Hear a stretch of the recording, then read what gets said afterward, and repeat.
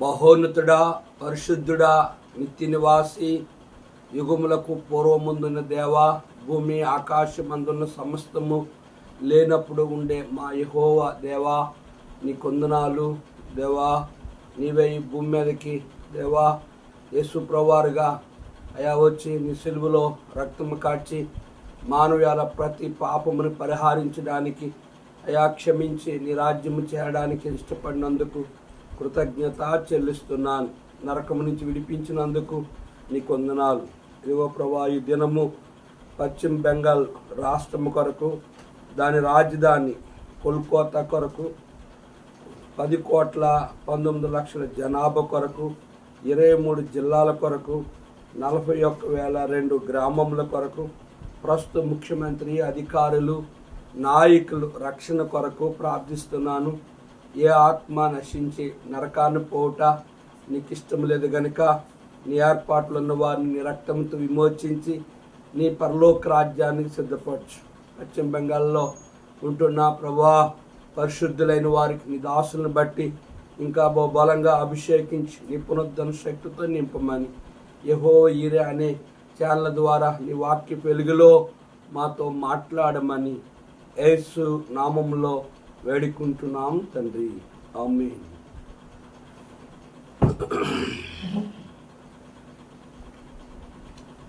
సియోను గీతాల నుండి ఒక పాట పాడుకొని దేవుని వాక్యాన్ని విందాం.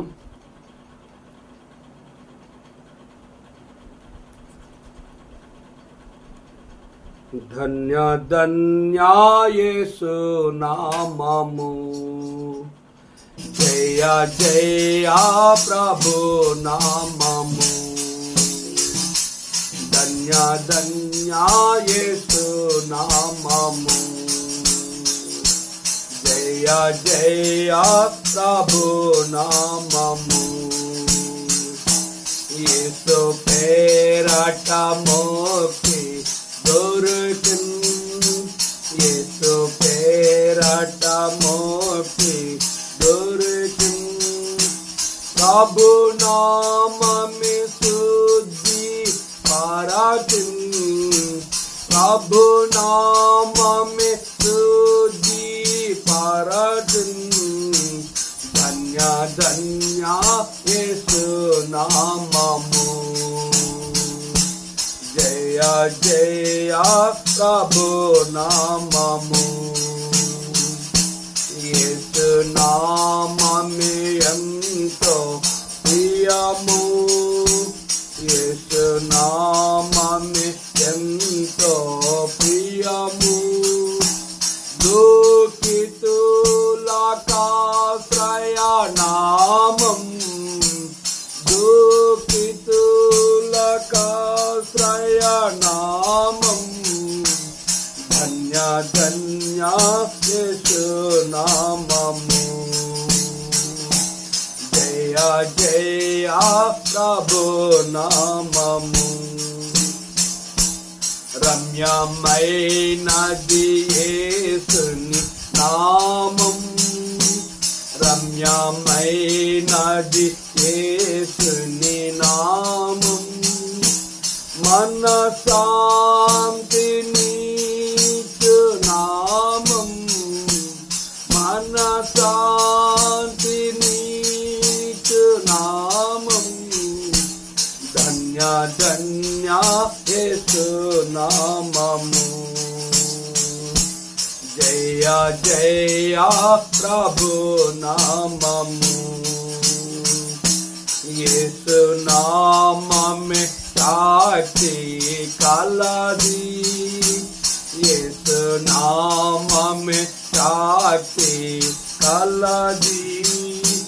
ప్రభు పేరున భూతములు తొలగిను, ప్రభు పేరున భూతములు తొలగిను. ధన్య ధన్య యేసు నామము, జయ జయ ప్రభు నామము. ఇహ పరములలో యేసు నామం, ఇహ పరములలో యేసు నామం మహోన్నతమైన నామం, మహోన్నతమైన నామం. ధన్య ధన్య యేసు నామము. జయ జయ ప్రభు నామము. ధన్య ధన్య యేసు నామము. జయ జయ ప్రభు నామము.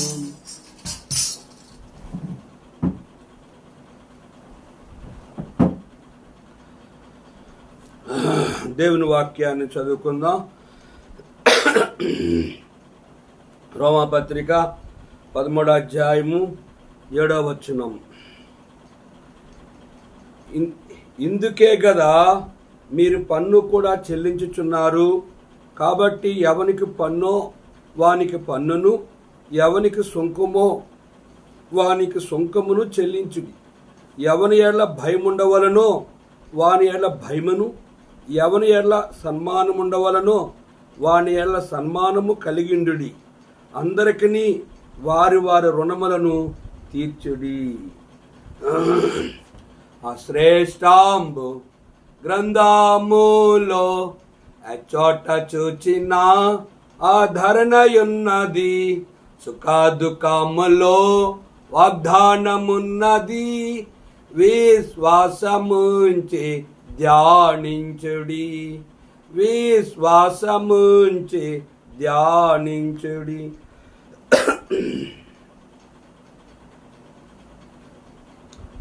రోమాపత్రిక 13వ అధ్యాయము 1 నుంచి 7 వచనాలు, ఒక్కొక్క వచనాన్ని గురించి విన్నాం. ఇదంతా ఎవరి గురించి విన్నామంటే అధికారులు, భూరాజులు, భూరాణిలు, పరిపాలన చేసే రాణులు, ప్రధానమంత్రులు, ముఖ్యమంత్రులు, ఎమ్మెల్యేలు, ఎంపీలు, రాష్ట్రపతి, గవర్నరు, ఉపరాష్ట్రపతి, జిల్లాధికారులు, మండలాధికారులు, గ్రామాధికారులు, ఇంటిలో భర్త అధికారి, సంఘానికి నాయకుడు, సేవకుడు, అధికారి. ఇన్ని రూపంలో ఈ అధికారులన్నీ దేవుడు అనుగ్రహించాడు అనేది మనము గత 6 వర్తమానాలు విన్నాం.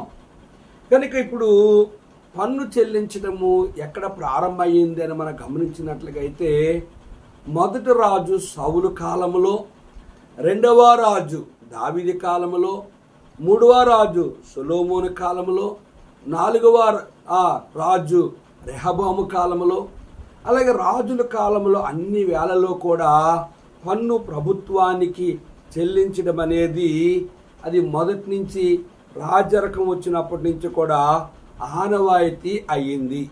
ఇక్కడ మనం గమనించినట్లుగా అయితే, ఇందుకే కదా మీరు పన్ను కూడా చెల్లించుచున్నారు. కాబట్టి ఎవనికి పన్నో వానికి పన్నును, ఎవనికి సుంకమో వానికి సుంకమును చెల్లించుడి. కనుక ఇందుకే గదా మీరు పన్ను కూడా చెల్లించుచున్నారు, ఇందుకే గదా మీరు సుంకము చెల్లించుచున్నారు, ఇందుకే గదా ఎవనికి సుంకమో ఎవనికి పన్ను వానికి చెల్లించుడి. కనుక ఈ సుంకము, ఈ పన్ను అనేది కనుక మనము నూతన నిబంధనలు కూడా మనం చూసినట్లయితే, నూతన నిబంధనలు కూడా మనం గమనించినట్లయితే 20వ అధ్యాయంలో మనం గమనించినట్లయితే యేసు ప్రభువారు దగ్గర కూడా ఇదే విషయాన్ని వచ్చింది.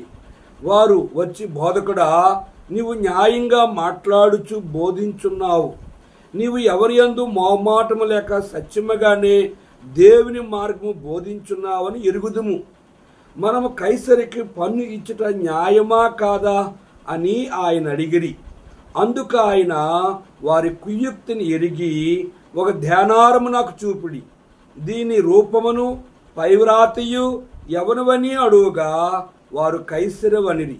అందుకు ఆయన, అలాగైతే కైసరివి కైసరికిని, దేవునివి దేవునికి చెల్లించడని వారితో చెప్పాను. వారు ప్రజల ఎదుట ఈ మాటల్లో తప్పు పట్టనేరక ఆయన ప్రత్యుత్తరమునకు ఆశ్చర్యపడి ఓరకుండి. మన పితరులు పన్ను చెల్లిస్తూ వచ్చారు కదా, యేసు ప్రభువారు దగ్గరికి పరిసయ్యులు, ప్రధాన యాజకులు వచ్చి యేసు ప్రభువారిని కూడా ఈయనేమి చెప్తాడు అని చెప్పి, నువ్వు న్యాయంగా మాట్లాడుచున్నావు, ఎవరి యందు మౌమాటం లేనివాడుగా ఉన్నావు గనుక ఆ కైసరు ప్రభుత్వానికి పన్ను కట్టించిన న్యాయమా కాదా అని యేసు ప్రభువారిని కూడా అడిగినప్పుడు ప్రభు చెప్పాడు, 1 రూపాయి తెండి అన్నాడు. ఆ రూపాయి ఎవనివి అంటే కైసరివి కైసరికి ఇవ్వండి, దేవునివి దేవునికి ఇవ్వండి అని చెప్పినప్పుడు కైసరు ప్రభుత్వాన్ని తునీకరిస్తాడేమో, రాజును తునీకరిస్తాడేమో, దేశాన్ని తునీకరిస్తాడేమో అని యేసు ప్రభువారి మీద కూడా వారు పరిసయ్యులు, ప్రధాన యాజకులు తప్పు పట్టాలని చూశారు. అయితే యేసు ప్రభువారు కూడా ఈ భూమి మీద ఉన్నందుకు చూడండి, పన్ను చెల్లించినట్లుగా తన శిష్యుడైన పేతురుకు చెప్పినట్లుగా మనం చూస్తున్నాం. చూడండి, మత్తయి సువార్త 17వ అధ్యాయము 24వ వచనం. ఆయన కపెర్నహూమునకు వచ్చినప్పుడు అరశెకేలను పన్ను వసూలు చేయువారు పేతురు వద్దకు వచ్చి, మీ బోధకుడు ఈ అరశెకేలు చెల్లింపడా అని అడుగుగా, చెల్లించుననెను. అతడు ఇంటిలోనికి వచ్చి మాట్లాడక మునుపు యేసు ఆ సంగతి ఎత్తి, సీమోను, నీకేమి తోచున్నది? భూరాజులు సుంకమును పన్నును ఎవరి యొద్ద వసూలు చేదురు? కుమారుల యొద్దనా అన్యుల యొద్దనా అడిగిను. అతడు అన్యుల యొద్దనే అని చెప్పగా, యేసు, అలాగైతే కుమారులు స్వతంత్రులే, అయినను మనము వారికి అభ్యంతరము కలగకుండానట్లు నీవు సముద్రమునకు పోయి గాలం వేసి మొదట పైకి వచ్చిన చేపను పట్టుకొని దాని నోరు తెరచిన ఎడల 1 షెకెలు దొరుకును. దాన్ని తీసుకొని నా కొరకును నీ కొరకును వారికిమ్మని అతనితో చెప్పాను.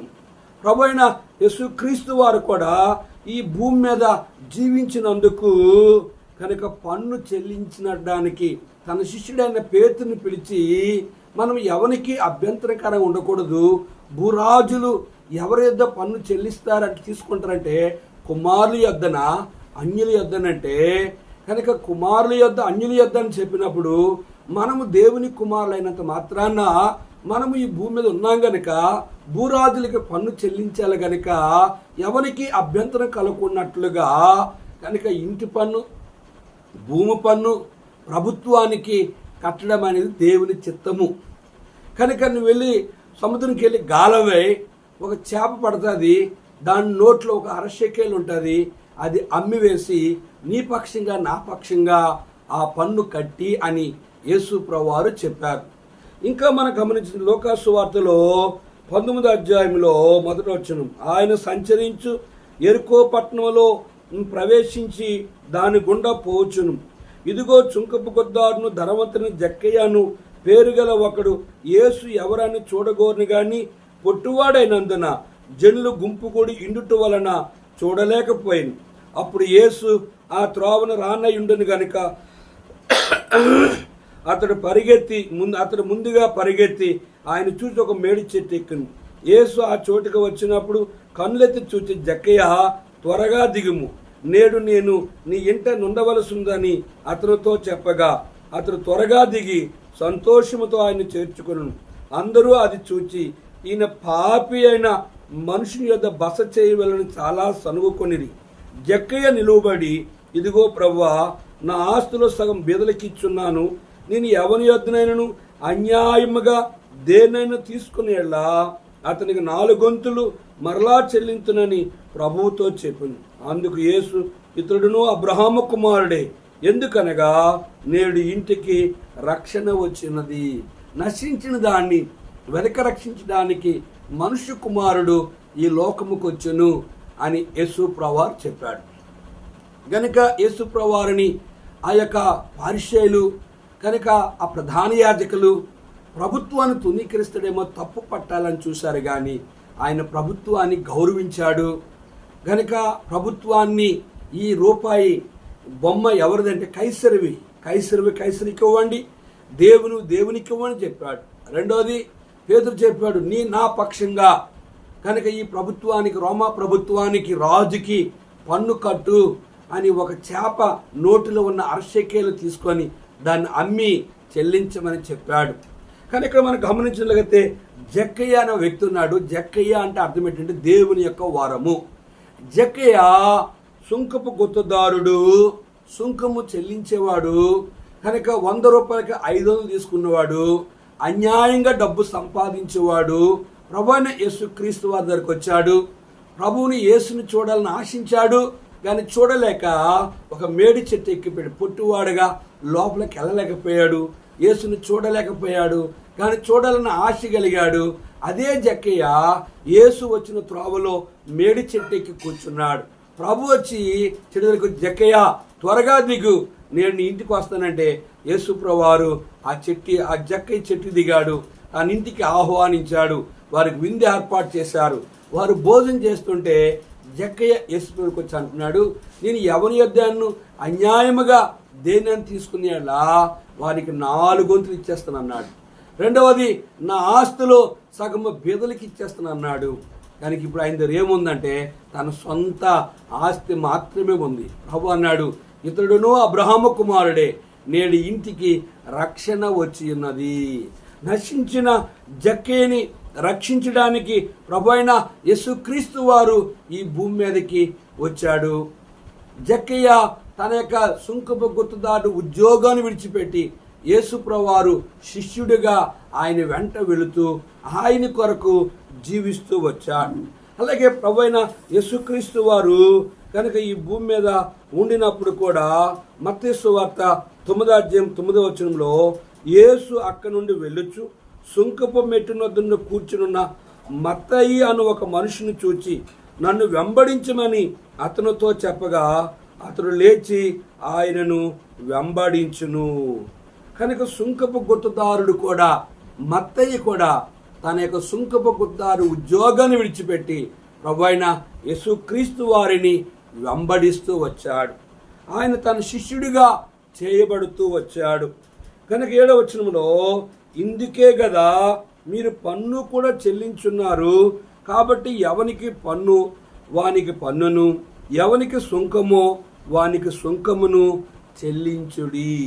కనుక ప్రియా సహోదరి సహోదరుడా, ఈ భూమి మీద ఉన్నందుకు మనము కూడా భారతదేశ ప్రభుత్వానికి, ఆంధ్రప్రదేశ్కి ఇంటి పన్ను కట్టాలి, భూమి పన్ను కట్టాలి.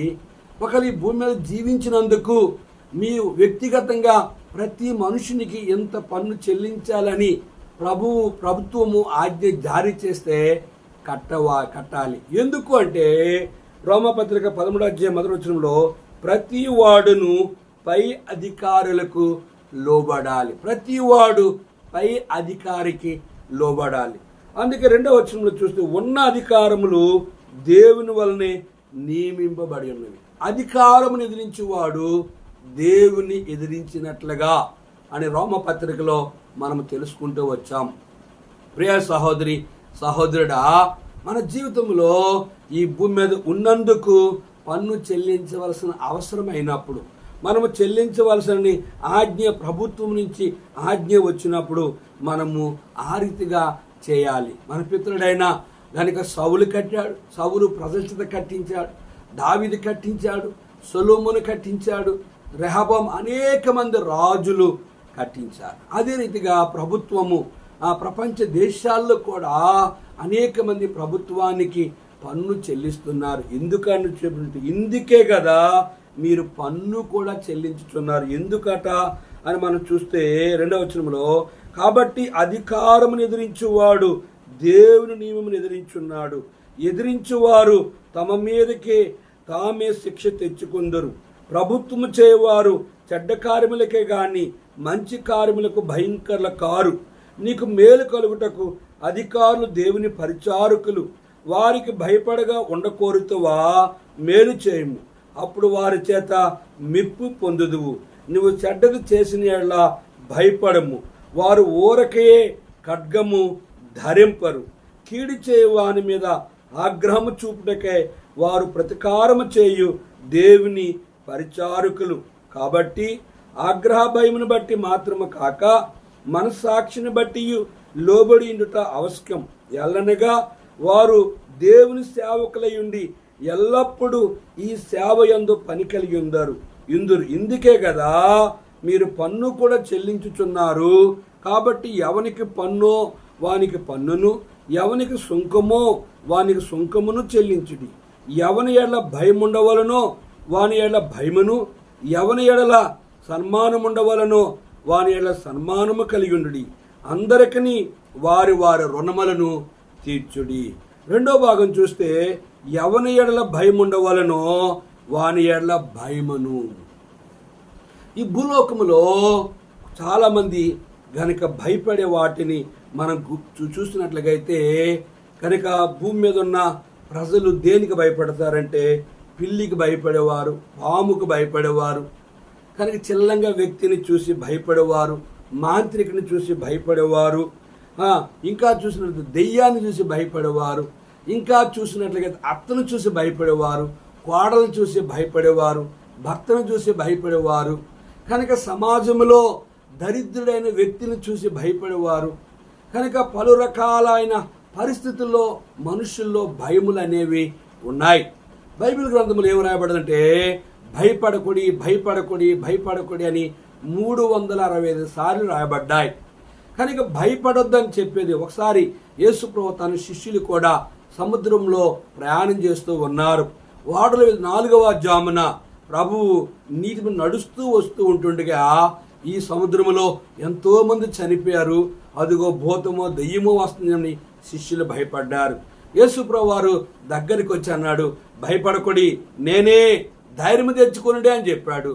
అప్పుడు పేతురు అన్నాడు, నీవే యేసుప్రభు అయితే నన్ను కూడా నీటి మీద నడిపించన్నాడు. రా అంటే పేతురు యేసుప్రభు వారి దగ్గర నుంచి నీటిలో దిగి నడిచి కొంత దూరం వెళ్ళాడు. సముద్రం పొంగుతూ వచ్చింది, గాలి విపరీతముగా వస్తూ వచ్చింది. ఆ సముద్రాన్ని గాలి పొంగుని చూసి గనుక పేతురు మునిగిపో సాగి వచ్చాడు. ప్రభువు తన కుడి చేపట్టుకొని లేవనెత్తాడు. కనుక ఆ రీతిగా మనుష్యుడు ఈ లోకంలో పలు రకాలమైన పరిస్థితులకి భయపడేవాడు ఉన్నాడు. యెషయా గ్రంథం 41 అధ్యాయంలో 10వ వచనం చూస్తే ఒక మాట చూడండి. బూదిగంతము నుండి నిన్ను పట్టుకొని దాని కొన నుండి పిలుచుకున్నవాడా, నీవు నా దాసుడు అనియు నేను నిన్ను ఉపేక్షింపక ఏర్పరచుకుంటుననియు నేను నీతో చెప్పి ఉన్నాను. నీకు తోడై ఉన్నాను, భయపడకము, నేను నీ దేవునై ఉన్నాను, దిగులు పడకము, నేను నిన్ను బలపరుతును, నీకు సహాయం చేయవాడును నేనే, నీతి అను నా దక్షిణ హస్తముతో నిన్ను ఆదుకొందును. నీ మీద కోప్పడు వారందరూ సిగ్గుపడి విస్మయం పొందుదురు. నీతో వాదించువారు మాయమై నశించిపోదురు. నీతో కలహించు వారిని నీ వెతుకుదువు గాని వారు కనుగొనలేకపోదువు. నీతో యుద్ధము చేయువారు మాయమైపోదురు, అభావులగుదురు. నీ దేవుడని యెహోవానగు నేను, భయపడకము, నేను నీకు సహాయం చేసిన చెప్పుచు నీ కుడి చేతిని పట్టుకొనుచున్నాను. గమనించారా? ఇది ఎవరికి వాగ్దానం అంటే ప్రపంచంలో భయపడలేని వ్యక్తులు ఎవరు అంటే ప్రభువు చేత పిలువబడిన సేవకుడు. రెండోది ప్రభువు చేత పిలువబడిన విశ్వాసులు. ఎవరిని పేరు జీవ గ్రంథమందు రాయబడ్డాదో వారు ఈ లోకములో, అందుకు బయలు చెప్తుంది, శరీరం సంపువారు భయపడకొడి, శరీరమును ఆత్మను నరకములో పడద్రోసిన దేవునికి భయపడుడి. కనుక ఈ శరీరాన్ని చంపేవారికి కనుక ఎవరికి భయపడరంటే సృష్టికర్తన దేవునికి తప్ప ఈ భూమి మీద ఏ మానవునికి భయపడేవారు క్రైస్తవులు కారు. కనుక ప్రభు అయిన యేసుక్రీస్తు వారు కూడా అభిమించింది ఏంటంటే భయపడకుడి. ఇక్కడ మనం చదువుకున్న 2వ భాగంలో ఎవని ఎడల భయముండవలనో వాని ఎడల భయమును. ఎవని ఎడల భయం ఉండాలంటే కనుక శరీరం చంపేవారికి, కనుక ఈ లోకంలో చంపుతామని భయపెట్టే వారికి.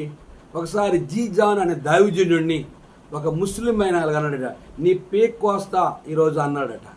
కనుక ఆయన అన్నాడు, ప్రభువా అతను రాకముందే, నా పీక కొయ్యక ముందే నన్ను తీసుకొని చెప్పి భయపడుతూ వచ్చాడు.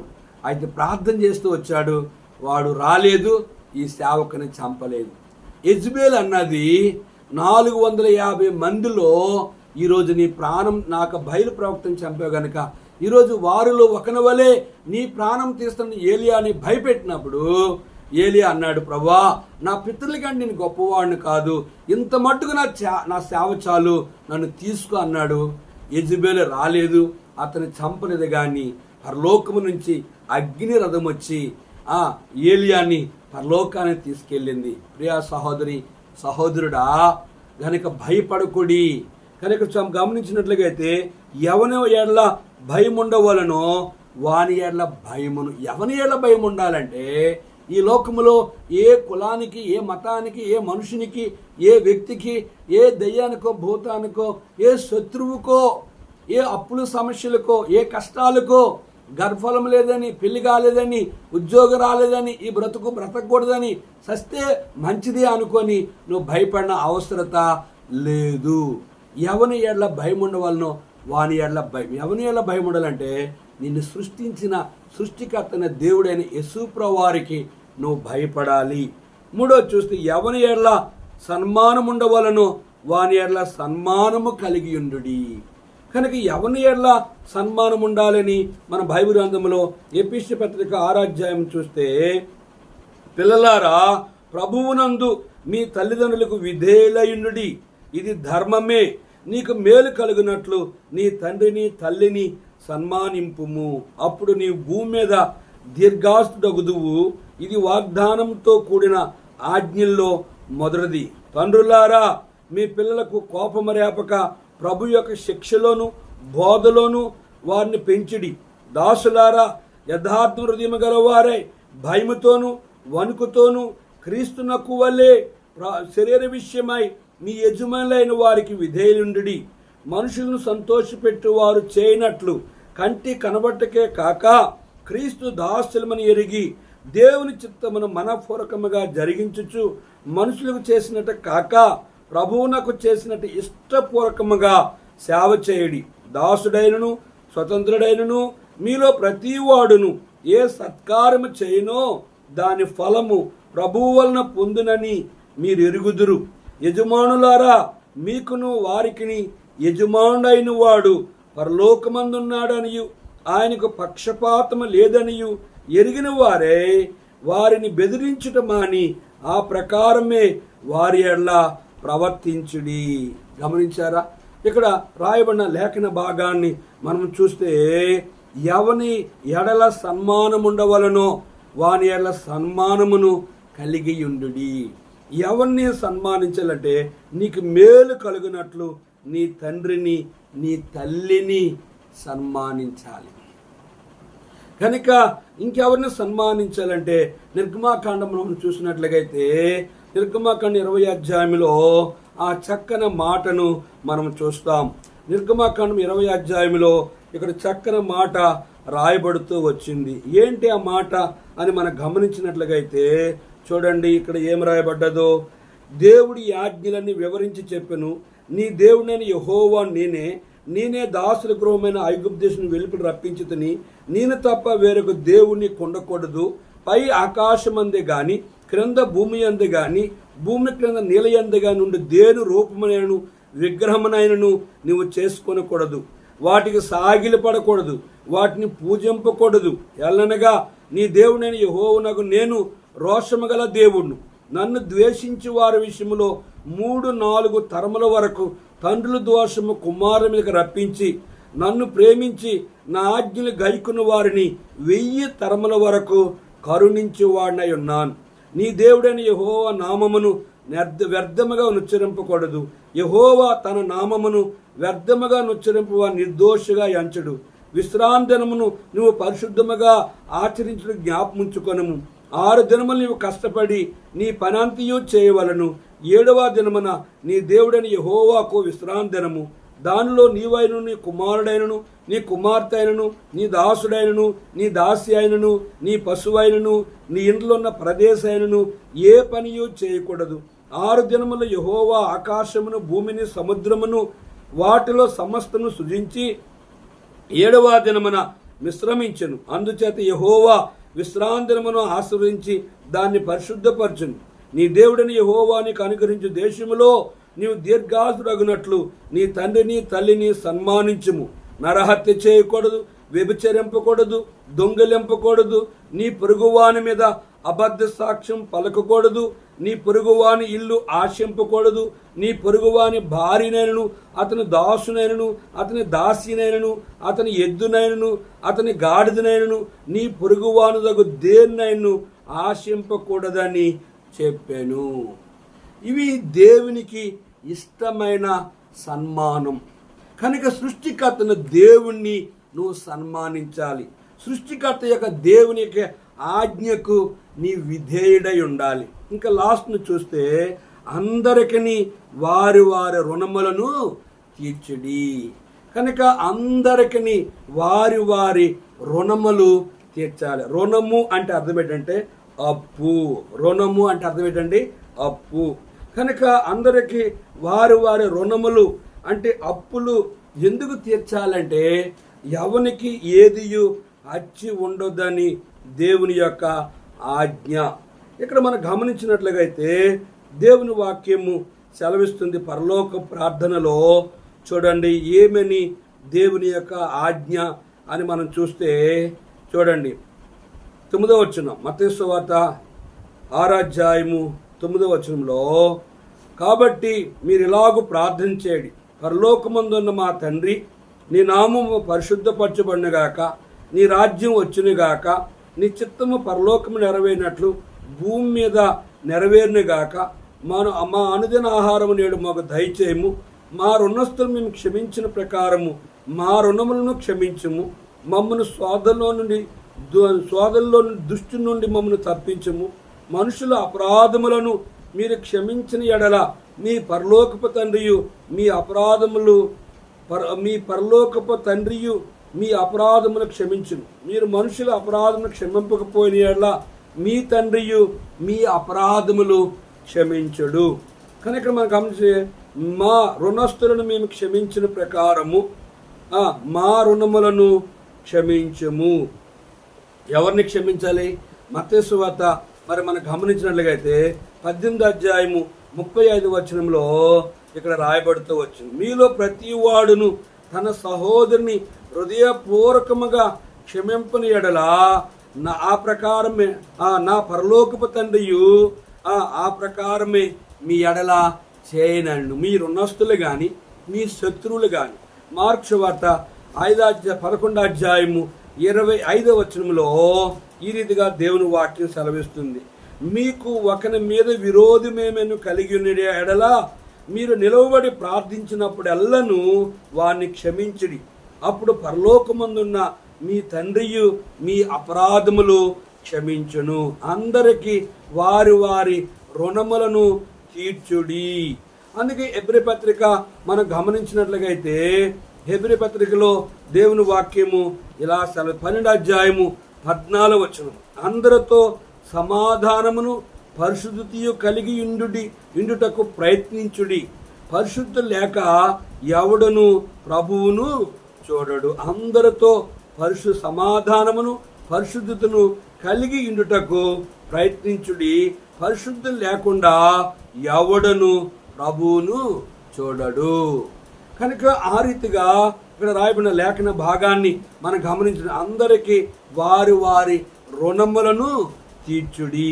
కొంతమంది పొరుగింటోళ్ళు కూరేస్తే మరలా వారు వండినప్పుడు మాంసము తిరిగి వారికి పంపిస్తారు. ఎందుకలా పంపించాలని ఇంటి వారు అడిగితే మొన్న వారు మనకి ఇచ్చారు కనుక వారు రుణము తీర్చాలి. మన కష్ట సుఖాల్లో ఎవరైనా మనకు సహాయం చేస్తే తిరిగి వారు రుణము మనం ఉంచుకూడదని చెప్పి తిరిగి ఇచ్చేవారుగా ఉంటారు. కనుక మనం చదువుకున్న లాస్ట్ భాగంలో అందరికీ వారి వారి రుణములను అప్పులను తీర్చుడి, ఎవనికి ఏదియు అచ్చి ఉండకూడదు. కనుక ఎవడు ఫలాని వాడు నా ద్వారా బతుకుతున్నాడు, ఫలాని వాళ్ళకి నేను రుణం ఇచ్చాను, అప్పిచ్చాను, వారు తీర్చలేకపోయారు అని ఏ వ్యక్తి కూడా నీ మీద ఆ విరోధ భావాన్ని ప్రకటన చేయకూడదు. మనం చదువుకున్న రోమపత్రిక 13వ అధ్యాయము 7వ వచనం, ఇందుకే కదా మీరు పన్ను కూడా చెల్లించున్నారు. కాబట్టి ఎవనికి పన్నో వానికి పన్నును, ఎవనికి సుంకమో వానికి సుంకమును చెల్లించుడి. ఎవని ఎడల భయముండవలనో వాని ఎడల భయమును, ఎవని ఎడల సన్మానముండవలనో వాని ఎడల సన్మానమును కలిగి ఉండుడి. అందరికీ వారి వారి రుణములను తీర్చుడి. ప్రియా సహోదరి సహోదరుడా, అందరికీ మనము ఎవరికి ఏది అచ్చి ఉండకూడదు. మన శత్రువులు సైతము కూడా మనం ఎవరికి ఏది అచ్చి ఉండకూడదు. ఈరోజు ఇందమ్మా, రేపు అందమ్మ, ఈరోజు 100 పదార్లు, రేపు 1000 పదార్లు. అది కూడా అప్పు తీర్చడమే. కనుక ఎందుకు అలా తీరుస్తారంటే వారు ఇచ్చిన దానికంటే అధికముగా ఇస్తారు. కానీ భారతదేశంలో వడ్డీ వ్యాపారాలు ఈ రూపంలో చాలామంది చేస్తున్నారు. వడ్డీ ఇవ్వడం అనేది అది బైబిల్ ఉద్దేశము కాదు. కనుక వారు రుణములు మాత్రమే మీరు తీర్చమని బైబిల్ చెప్తుంది. ఎవరికైనా ఇవ్వాలనుకుంటే కుడిచే ఇచ్చినది ఎడమ చేసి తెలియకూడదు. ఎవరికైనా ఏదైనా సహాయం చేసినప్పుడు నువ్వెవరికి డప్పేసి చాటింపు చేయని అవసరత లేదు. కనుక లాస్ట్ వచనాన్ని మనం గమనించినట్లయితే యాకోబు పత్రికలో ఒక చక్కని మాట రాయబడుతూ వచ్చింది. నిజమైన భక్తి అంటే ఏమిటి అని దేవుని వాక్యం సెలవిస్తుంది.